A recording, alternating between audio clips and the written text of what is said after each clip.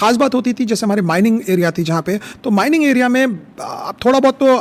आप सपोज ऊपर चढ़ते चढ़ते बहुत समय हो गया, बिकॉज माउंटेन्स था, तो माउंटेन्स के अंदर माइनिंग आपका होता है, ओपन कास्ट माइनिंग थे, आपको काट के निकालना पड़ता था जिप्सम को। तो अगर खाने का टाइम हो गया और लेबर अगर खा रहा है और उसने किसी ने पूछ लिया आपसे, और किसी मुस्लिम लेबर ने आपसे पूछ लिया कि साहब खाओगे खाना, तो अब डिफिकल्ट है। अब वो रोटी लाया, तो रोटी आप ये भी नहीं बोल सकते कि वेजिटेरियन नॉन वेजिटेरियन का इशू भी नहीं है, तो आप उसको बोलेंगे कि हाँ ठीक है, दे दे रोटी, दे दे मेरे को। तो वो थोड़ा सा रोटी देगा आपको और अचार देगा या वटेवर देगा आपको, आलू देगा, जो भी देगा, आप थोड़ा सा वो खा लोगे। लेकिन on the other side there is one more guy जो हिंदू है, उसको ये लग रहा है कि ये देखो ये मुस्लिम के साथ खाना खा रहा है, ये हमारे साथ नहीं खा रहा है। तो वो जो अंडरलाइंग जो करंट है वो टेढ़ी होने लग जाती है उस समय। तो आपको मतलब मैं अपनी बात करता हूँ, तो मैं ये बोलता था कि चलो अब मेरे दिमाग में ये टेंशन चलता था कि मैंने इसका खाना खा लिया, अब मैं हिंदू वाले को मैं क्या बोलूँ कि यार इसका खाना का मैं क्या करूँ, बिकॉज मेरे दिमाग में शुरू से ही हिंदू मुस्लिम का उतना कॉम्प्लिकेशन नहीं था लाइफ में। मुझे लगता था जो जैसा है वो ठीक है, we are all one of them, because India is a secular country का कंसेप्ट था मेरे, और आज भी मेरे दिमाग में वही कंसेप्ट रहता है। और तभी शायद मैं इतने बड़े फाइट्स पिकअप कर लेता हूँ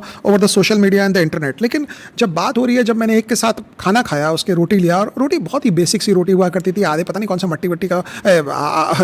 आटे का या कुछ रहता था, बट वो आटा भी जो था उसमें खुरदुरापन थोड़ा रहता था, but still you use to have this, क्योंकि आपको लगता था कि डिफिकल्ट हो जाएगा। और अगर किसी मुस्लिम ने आपसे पूछ लिया और आप रिफ्यूज़ ही कर दिया कि हमें नहीं खाना है, तो उसको ये लगेगा कि अरे मैं मुसलमान हूँ इसीलिए तुम मेरा खाना नहीं खा रहे हो। तो आप अपने आप को जस्टिफाई बाद में जितना ही कर लो, आपने रिफ्यूज़ कर लिया तो कर लिया।